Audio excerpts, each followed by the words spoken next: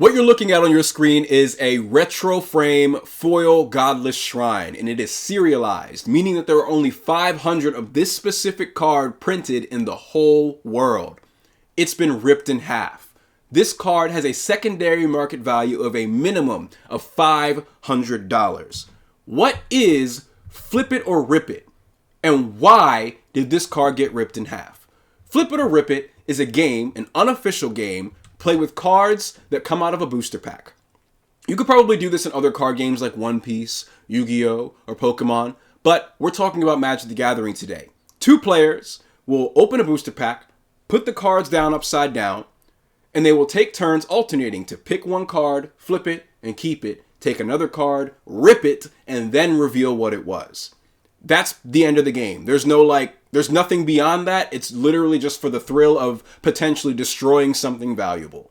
It's not even really gambling because you don't come out of it with like more money or anything like that. It's just done for the thrill of destroying product.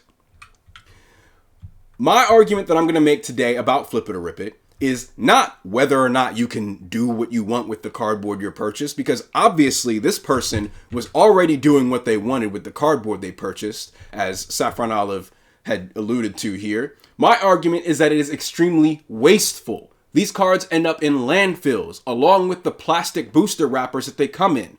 So Saffron Olive's response here about my argument, saying that also, I chose this tweet not because I have any sort of like ill will or anything to Saffron Olive. I chose this tweet because he's got over 100,000 views on it, and it was a big part of the huge viral discussion that was being had about Flip It or Rip It. So, don't give any sort of like hate towards Saffron Olive or whatever.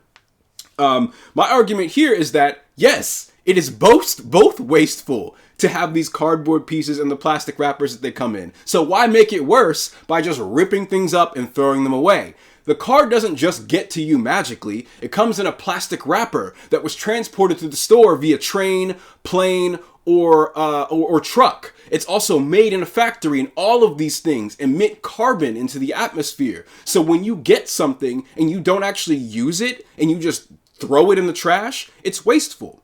Now, another common argument, another popular argument that people have about Flip It or Rip It is that money could go towards something else, right? You could donate the money. You could put it towards a good cause, like buying your family some things or something. It doesn't really matter, right?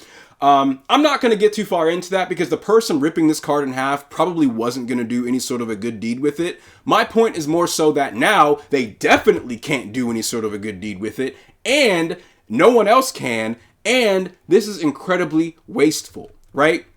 So Magic players had a huge problem with this in February of 2023, when hundreds of thousands of dollars in Magic the Gathering product were found in pristine condition in a Texas landfill. There was a huge uproar about this because of all these valuable, highly sought after, playable cards just being dumped. This is a predictable and logical outcome to capitalist economic systems where it's for some reason seen as more valuable to destroy product and induce artificial scarcity than it is to redistribute the wealth. So if you're going to destroy product, this is probably the coolest way to do it. This is the Boston Tea Party, all right? Now, I'm going to advise against disguising yourself as a Native American and doing it because that's super racist. Otherwise, this is cool. This is probably the only cool way to dispose of product is in a rebellious sort of way. That's not what you're doing with Flip It or Rip It. With Flip It or Rip It, here's where my argument is essentially. This is a logical outcome of overconsumption, and it's just needless waste. There is no reason to do this, and that's what my argument is about Flip It or Rip It. Now that you know how to play it, hopefully you know how to avoid it, and hopefully you know how to have conversations with other players that do engage in this sort of behavior. Have a great day, y'all. Thank you for tuning in.